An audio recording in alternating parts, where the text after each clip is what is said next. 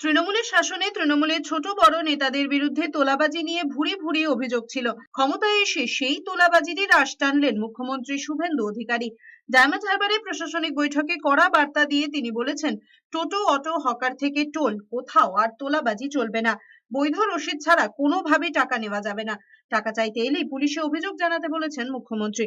এসব ক্ষেত্রে পুলিশ কড়া হাতে দমন করবে। সরাসরি বলেছেন, কি হয় তা 1 মাস দেখবেন।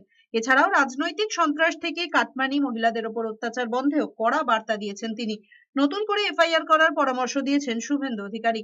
রাজনৈতিকভাবে অত্যাচারের শিকার হলে অভিযোগ জানাতে পারবেন। মহিলারা যারা অত্যাচারিত হয়েছেন কিন্তু অভিযোগ নেওয়া হয়নি, এরকম ক্ষেত্রেও তারা অভিযোগ জানাতে পারবেন। কেন্দ্র বা রাজ্য সরকারি প্রকল্পে কেউ কাটমানি নিলে কড়া ব্যবস্থা নেওয়া হবে।